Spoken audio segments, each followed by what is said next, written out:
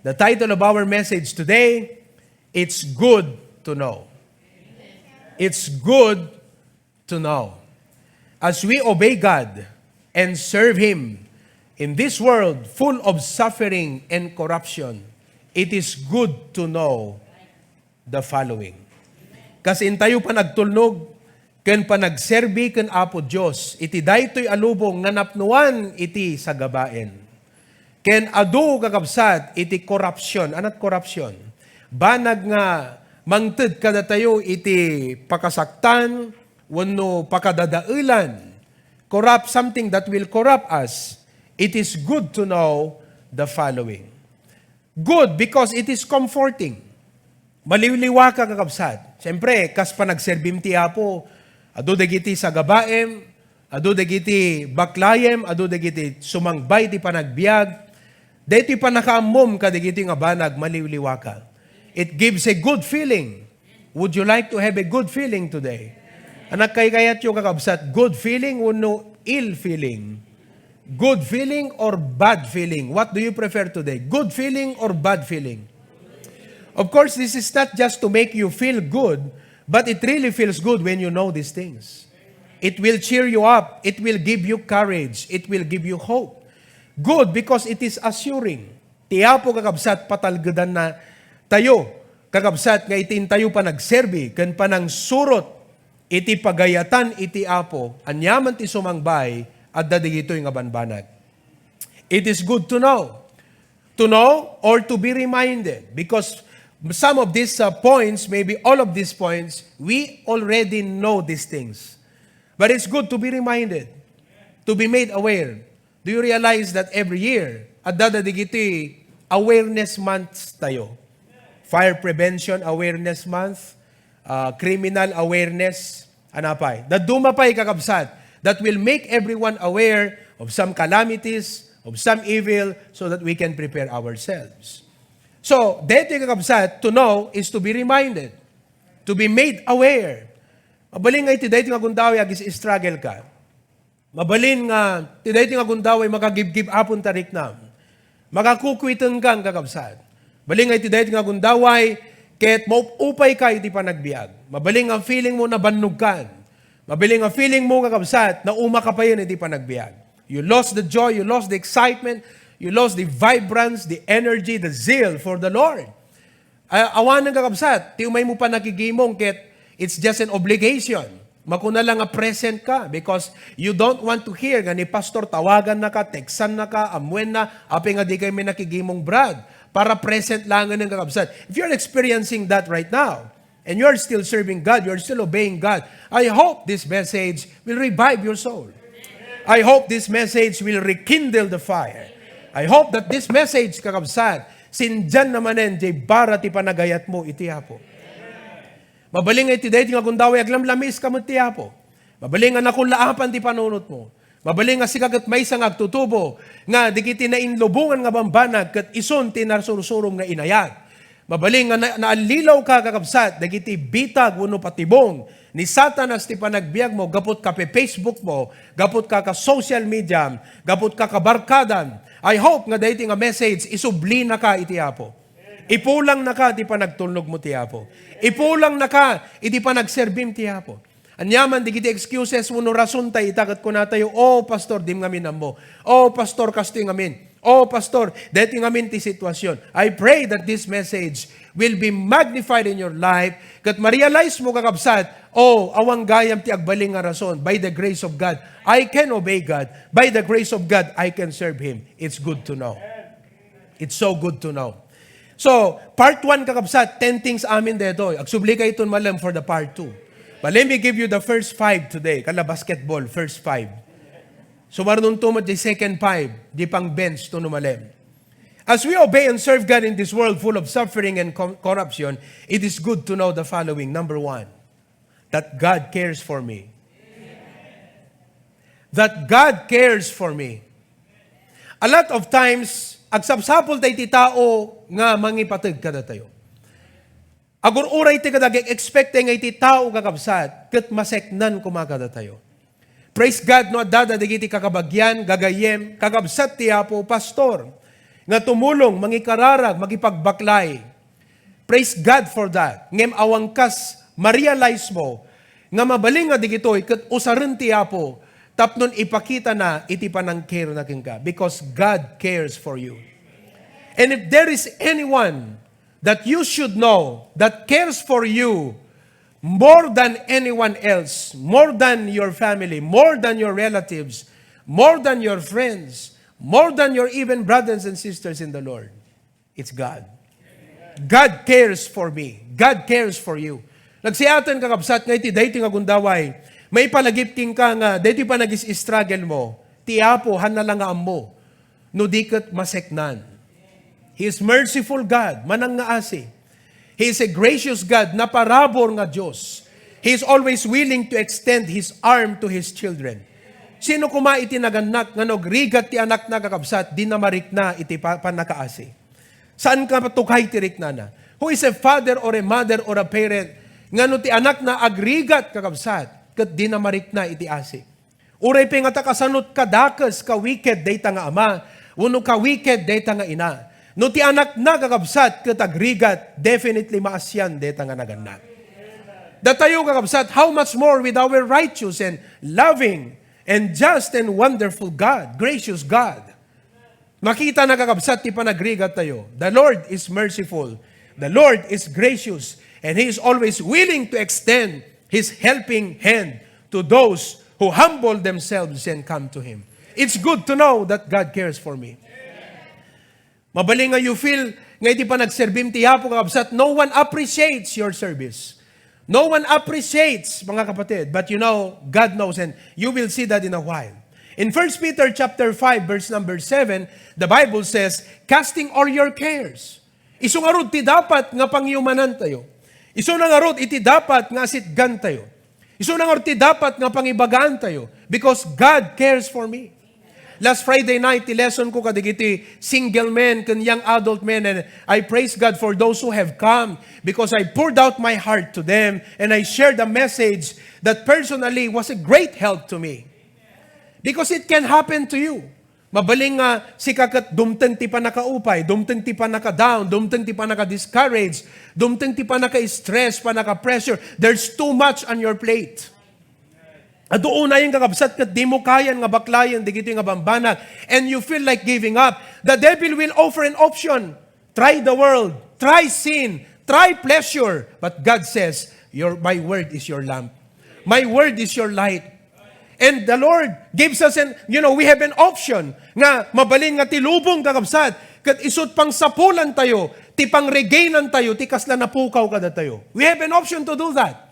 But God has given us His word as the light and lamp, so that the Bible says that they that wait upon the Lord shall renew their strength. They shall mount up with wings as eagles. They shall run and not be weary. They shall walk and not faint.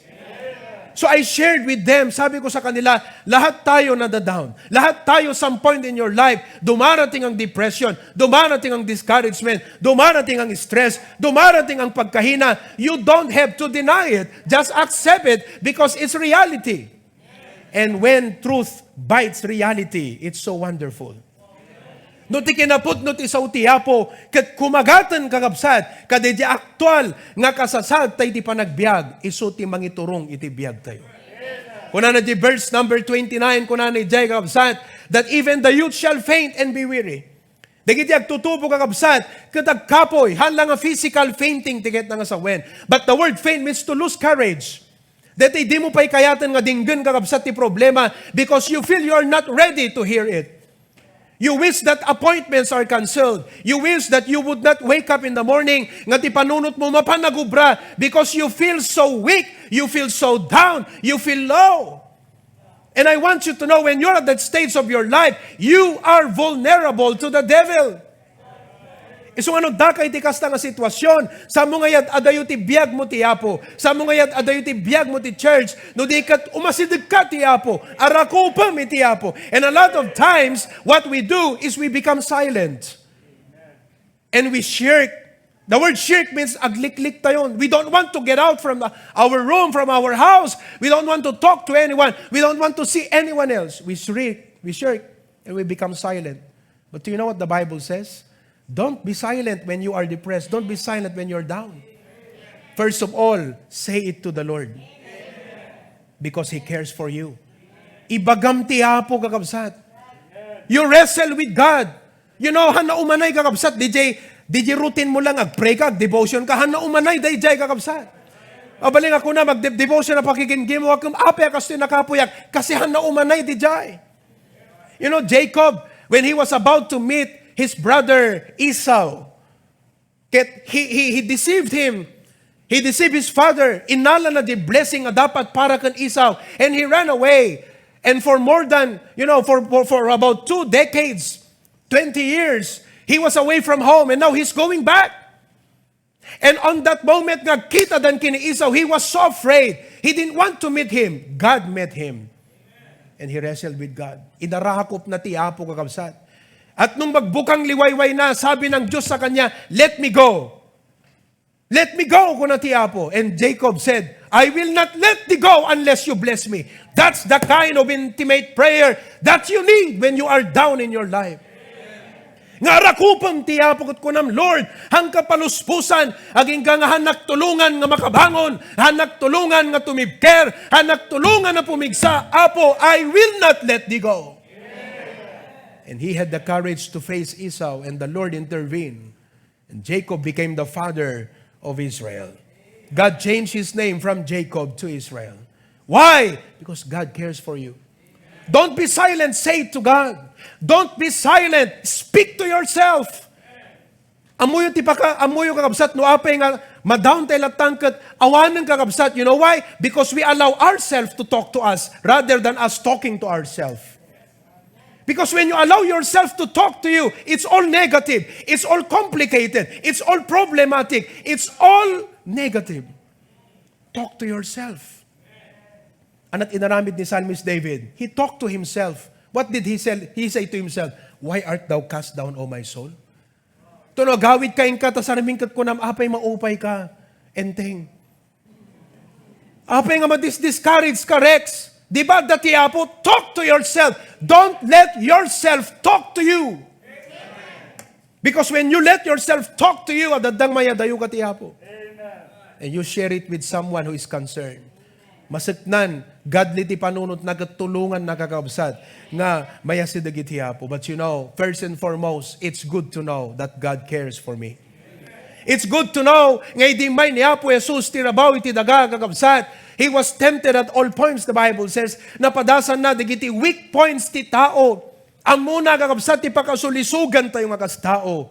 Amunat pakatnagan tayo nga kas tao. Because He became human like us. That is why in Hebrews chapter 4, He said, come boldly to the throne of grace. The Lord is like saying, hey, I know what you feel. I know how hard it is to experience that loneliness, that sadness, that feeling of bitterness, that envy, that jealousy. He did not sin. But as a human, kakabsad, imapay king kwano di gijeng abambana. As a human. And the Lord says, come, I have something for you. Come to the throne of grace. I have something for you. So ang kakabsat, tayo panagtulnog tiyapo, panagserbi tiyapo.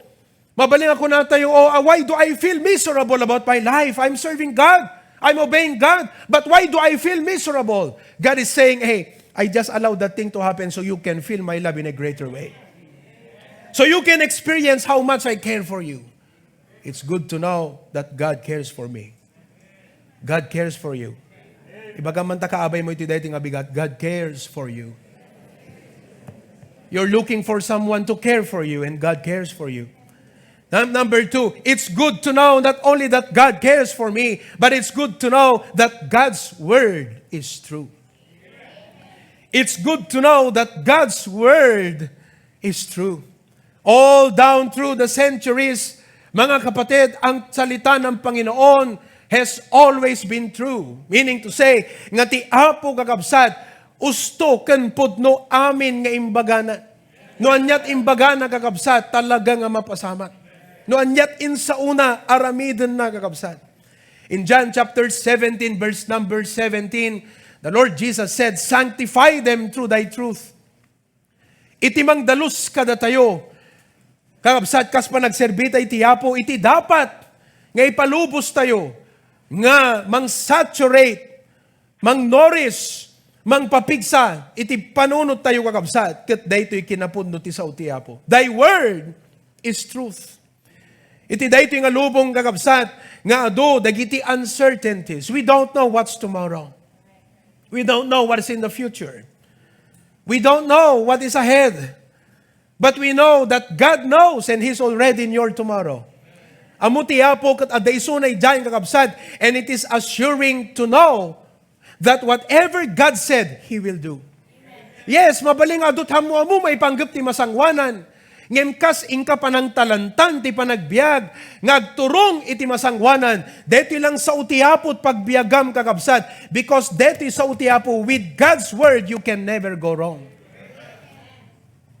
In a world full of lies and deception, aglalo ita kakabsat, all the lies and deception amin, nga makadadael ti panunot ken rikna kakabsat is now accessible to everyone.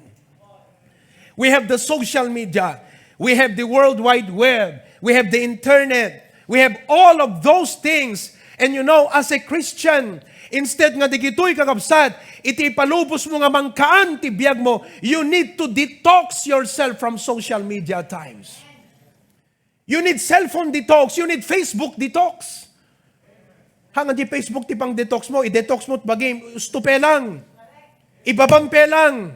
Because you've been a slave of your Facebook. You've been a slave of your cellphone. You've been a slave of social media in the name of relaxation. Pag-relaxak lang. But actually, you're becoming a slave of it. And so you need to detox yourself from it and go to the Word of God.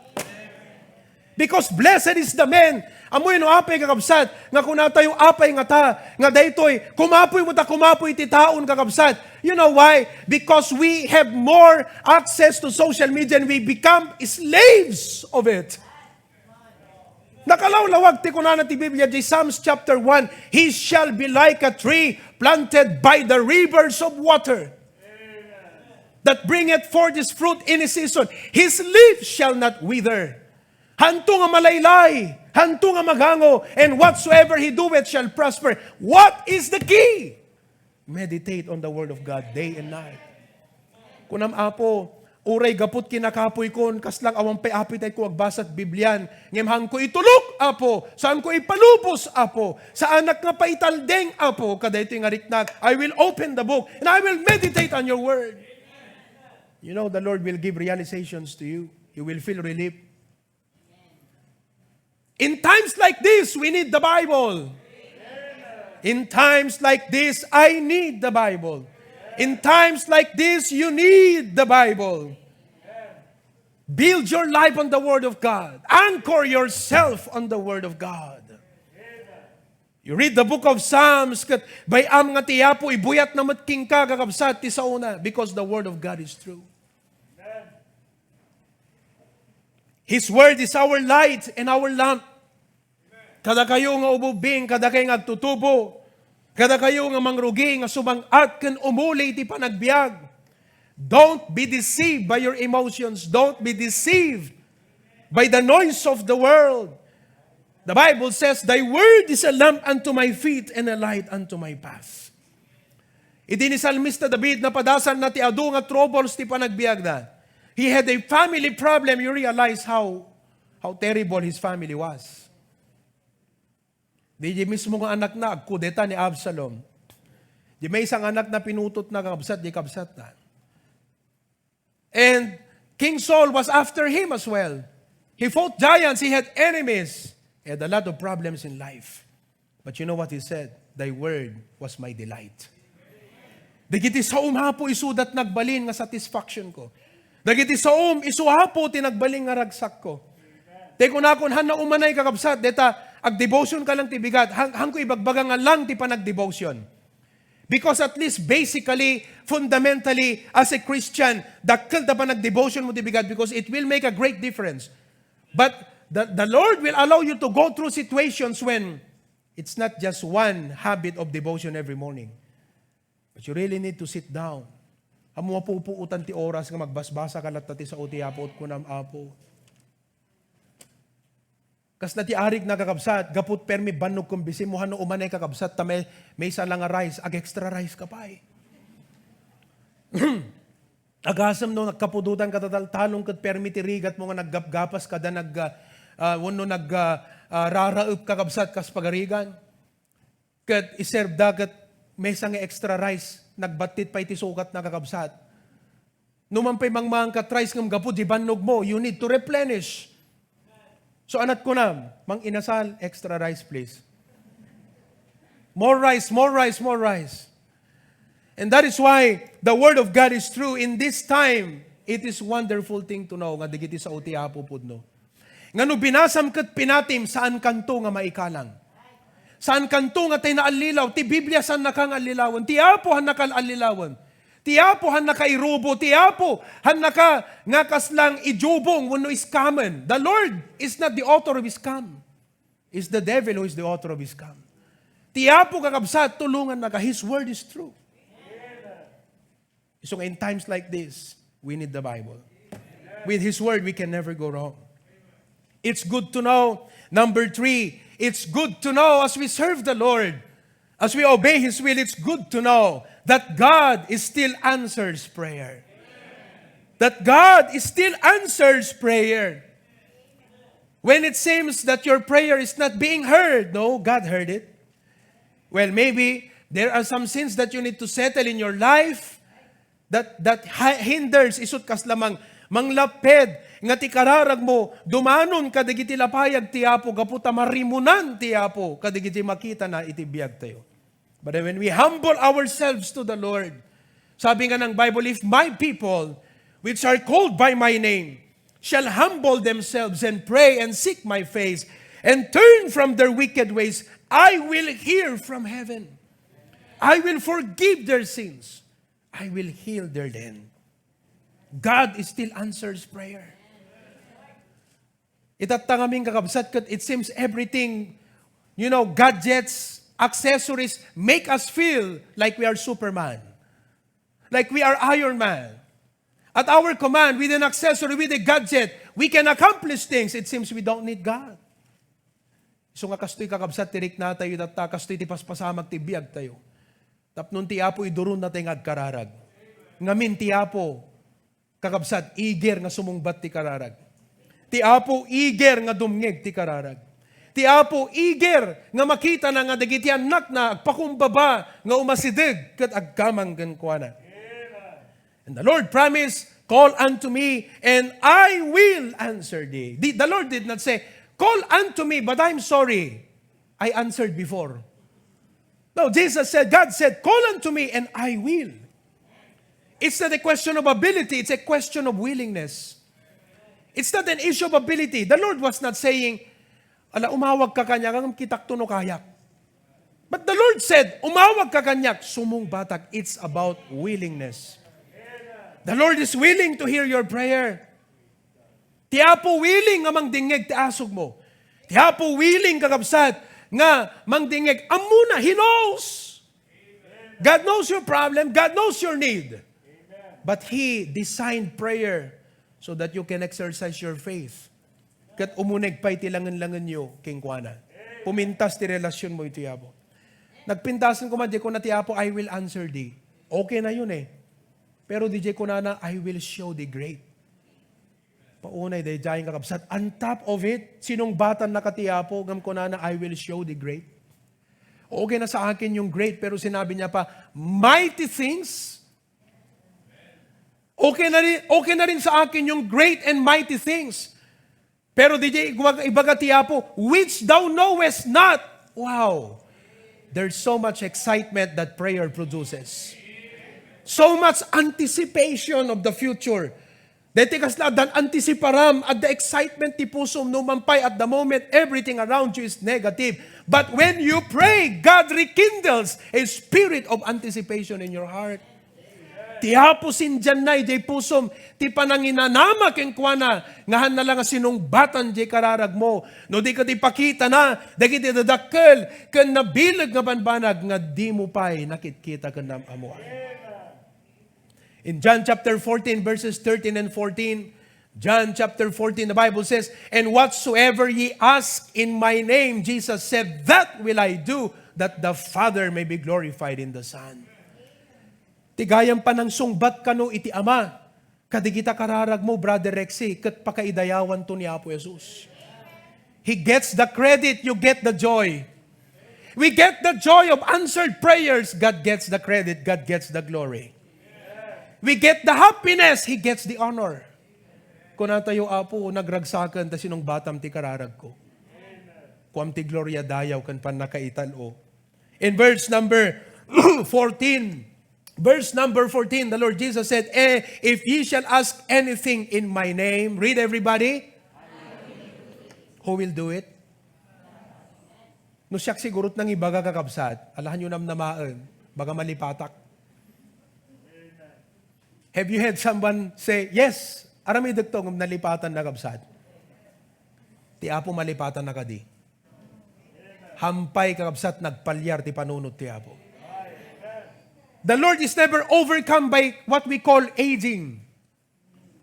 Or, ano pangawang age gap. The Lord can never be overtaken by Alzheimer's disease. God cannot be overtaken by amnesia. There is only one amnesia I know with God. You know what is that? He has forgotten all your sins. Dayjay lang ti amnesia nga napasamag ka na po Diyos. Linipat nan ti amin na basol mo, kat dinan isingir king ka di impyerno iti basol mo, gaputa binayadan ni Kristo di krus ti Kalbaryo. Kat idi inawat mo ni Apo Jesus, linipatan ni Apo Diyos amin. What a blessing. But when you pray, God cannot be overcome by amnesia, kat kunana, aywan. Baga ko isong akong kunani siguro ni isagani kin mayan, Apo, nalipatam samot deti ipabagbagami king kan Apo. 2021 Apo, ipalagip lang king ka, Lord ha. Hamo kailangan ipalagip ti Apo, amo na kakabsat. It's just a matter of time. God answers not how you expect it, but according to His perfect will. But God still answers prayer, mga kapatid. Don't worry, just pray. Don't complain, just pray. Han nga complain ko majirik tam, agkararag kagit di. Tano diningag ti Apo da kararag mo, mamin ano lang agtrabaho isuna. When worries flood your mind, no umayin kakabsat nga gagabat, dagiti pagdandanagan, iti panunod tayo, nga mangpakapoy, iti karirik na tayo, that we lose the courage, we lose the strength. Di ko na di Bible nga faint, or weary, or cast down. There is Philippians 4:6 that God says, worry not for anything. In the King James He said, be careful for nothing. But in everything, by prayer and supplication with thanksgiving, let your requests be made known unto God. What a sweet promise. What a sweet command. Nagpintas man deta nga bilin kakabsat. Ada deti command nga, kadakay nga anak bilin kakabsat nga kasamitan king ka. No te ko nan nanang mo, ingka man alam te wallet ko, te ingka gumatang ti meriendata. Dayjay tinasamit nga bilin. Ngamno ko nan nanang mo, barok ingka man naginaw. Nasamit kad nga bilin, dayjay kakabsat. Apo, medyo maditi pa nagsaad na king ka, di ngamin. Aglalo na banukat mo, Diyos mo, for example. Tapos kitkit ang pela, dyan ay nawang kat, idi pela rabi nanayunan. Ngam no kunan nanang mo, barok, ingka man alanti wallet ko tayong kagumatang ti hamburger, saggay sa nga buy one take one. Paunay kang kakabsat, awan pa'y mesa segundo, dakatasango na, dadya wallet, nasamit nga kari. That's Philippians 4:6. Kung natiyapo, agdawat kakanyat, nagpintas nga bili ng kakabsat, nagsamit nga pamilinan, dumawat ka, hanga nasamit nga pamilin dayjay. Let your requests be made known unto God. Are you worrying right now? Are you struggling with a burden, with a problem, with some difficulties you're going through? Struggle kayo nga madama? Nagsamit deti imbilin ti Apo king ka. Let your request be made known unto God. And if we ask according to His will, mayan natop lakit di ti pagayatan ti Apo kakabsad. Saan nga napaidam ti Apo nga mangipaay? 1 John 5, verse number 14 and 15.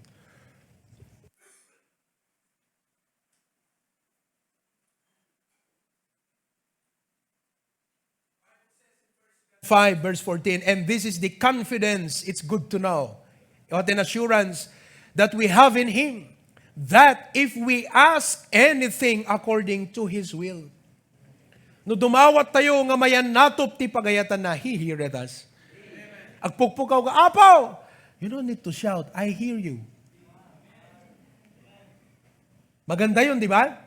I hear you. Hangat nga may mayat jay, I heard you. Noted, anak ko.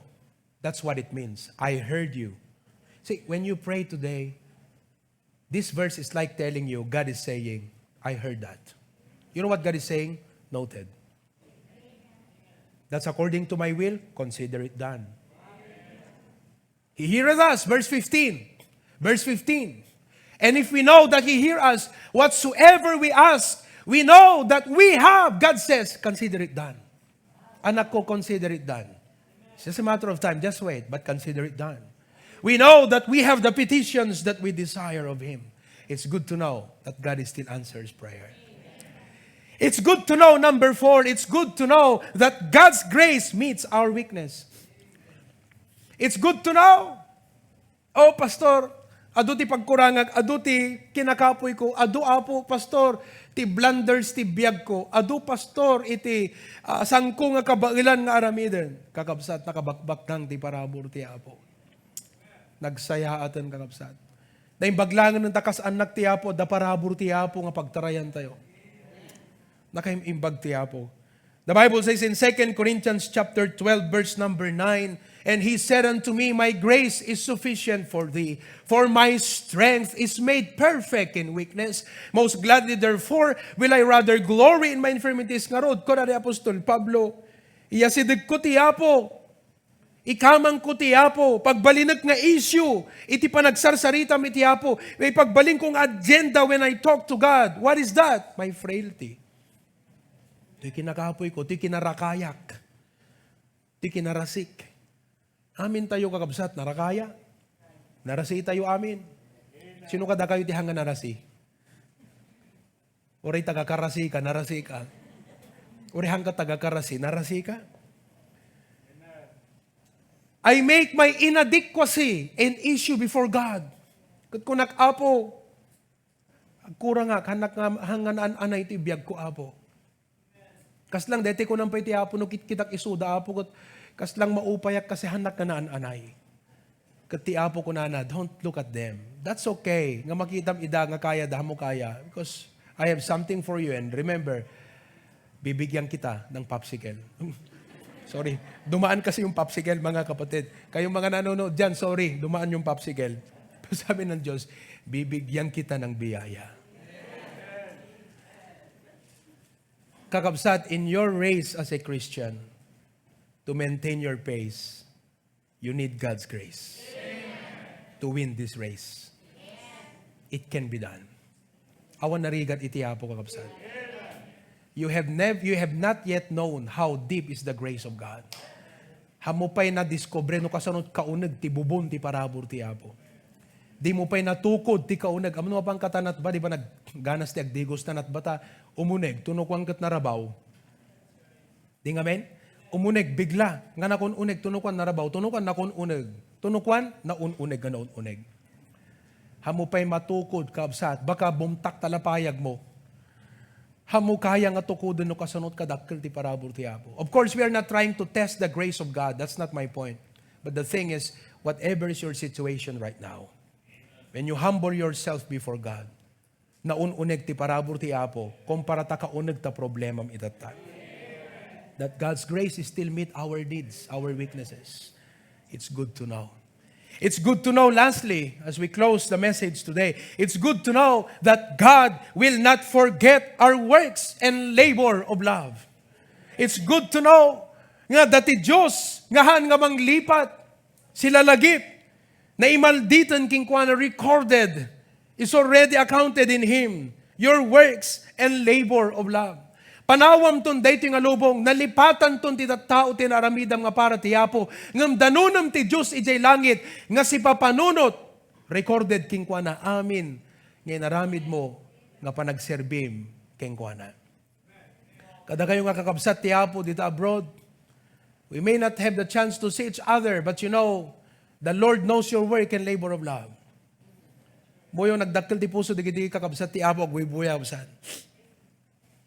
Mabiblesan da ka dito preaching to. Ever since the lockdown last year, we had our live stream. A lot of them, siguro 50% kadigiti agbuy-buya itata. Ever since the lockdown, we started the live stream. Nang rugi damot tin kakabsat. Nagbuy-buya iti live stream ti church tayo. How many do we have right now on Facebook Live? Amazing. We have 192 devices. Amazing. What a wonderful blessing. Last year, nung lockdown, wala lahat dito, umabot pa tayo ng halos 300. But you are here, and we still have 190 plus. That's only from Facebook Live. Iba pa ang nasa Zoom. Ilan ang nasa Zoom? 40 devices. Ilan ang nasa YouTube? Meron pa tayo sa website. This ministry has been a great blessing to them. And the Lord touched them. That the blessing should not end from them, but they should become channel. And they send their offerings to our church. Not only that, they pray for us. Many of those watching are praying for me. Ikarkararagan dat nga pastor. Ikarkararagan dat di church tayo. To God be the glory for that. We may not know. And there are times you might feel like you are underappreciated. You are not being appreciated for what you are doing for God. At kung awang mga appreciate pa nagserbik ti Apo, well, look up. God is still knows. God is still looking. God is still supervising. God is still watching. Wait until you get there and you receive the best appreciation from our God Himself. Urayam nga dumanong kanto jay, nga tiyapon to mismo, timang congratulate king, katiyapon to mismo, timang welcome king, katiyapon to mismo, timang balangat king ka. That's why the Apostle Paul said in 2 Timothy, I have fought a good fight, I have finished my course, I have kept the race. Alam nyo siguro, palagay ko po, kung may Facebook nung araw, ang daming dislike kay Apostle Paul. Pero pagdating niya sa langit, puro like ang Panginoon sa kanya. Ang lahat ng angheles, puro like sa kanya. Ang lahat ng mga heroes of faith na nauna na, puro like sa kanya. Oh kapatid, my young people, consider what you are doing. No hanggang agparamat, no hanggang serbiti Apo, the world may like you, but the angels in heaven are not delighted. How much more with God? Deta kumat panunutem. Kat no agserserbi kay ti dayto nga gunday, wherever you are, you're doing the work of the Lord. You're an usher, a teacher, a Sela member, a member in the choral. You're contributing whenever we have our programs, our activities in the church. The Bible says in Hebrews chapter 6, verse number 10, for God is not unrighteous, He is not unjust, to forget your works and labor of love, which ye have shown toward His name. Inaramid mo gaputinagan na. And that ye have ministered to the saints and do minister. The Apostle Paul said, when he was at the end of his journey, he was glad nga dati ka maudyanan kat kunana, oh, I have fought a good fight, I have finished my course, I have kept the faith. Henceforth, kunana, there is laid up for me a crown of righteousness. Ijay, adda gururay kanyak nga balangat, nga tiyapon to, ti mangi patong yan ti ulok kunana. Henceforth, can you put that verse? Henceforth, there is a crown of righteousness which the Lord, the righteous judge, shall give me at that day. And not to me only, but also unto them that love His appearing. Prepare to meet thy God. Nangani umay tiyapong kakabsat. Get ready. No, han mo nga inaramid, DJ dapat nga aramidin para tiyapo, mabaing kanto nga sumangoy tiyapo. And that's not a joke, that's a serious matter. Okay lang ti tao kakabsat no isot pagsangwa, maungtan ka kadaamin, ngam to tiyapo kakabsat. Ibang usapan yon. But you know, if you have done what you should for the Lord, and you serve God, and you sacrifice for the Lord, sabi niya, there is a crown of righteousness waiting up there. 1 Corinthians 15:58, therefore, my beloved brethren, be ye steadfast, unmovable. Don't be moved by problems. Don't be moved by oppositions. Don't be moved by the world. Be unmovable. Remain in Christ. Agtalinag ka ti Apo. Agtalinag ka ti trabaho ti Apo. Don't let the world deceive you out from serving God. Unmovable, always abounding. Kita ti mabalin mo nga maipaay, ti panagserbim ti Apo. For as much as you know that your labor is not in vain in the Lord, it's good to know that God will not forget your works. It's good to know. Nalpasan ka kapsat, ti adu nga tawtawen nga nagas-asher ka, but it's good to know. Amo ti Apo amin dayjay. Manong nga tawanan nanipod, dinasave ka, and you started to give your tithes and offering. Napasan ka tawtawan, but it's good to know God has recorded that in heaven. God knows it. It's good to know that you have won souls, those souls that you have won. Maybe they don't know you anymore. Maybe nobody knew that. But it's good to know. God knows it. It's good to know that God will not forget our works and labor of love. Di ba kakabsat, nagpintas dito yung message ita? Di ba nagmayat para king ka dito, ita nga ma-realize mo, naglamlamiis ka ko ng Apo, mas hapol ay pulang nakeng ka. Gat no, daka nga agtulnog, agserserbi ti Apo, it's good to know, God cares for me. It's good to know that God's word is true. It's good to know that God still answers prayer. It's good to know that God's grace meet our needs. It's good to know that God will not forget our works and labor of love. Sabi ko mga rod kakabsat, tauri anat sumangbay pa problema, kayanan tayo babang ti parabor ti Apo, sangon tayo. Kat itultuloy tayo ti panagserbi tayo iti Apo. Because we have a wonderful God. Praise God for that. And all of God's people say,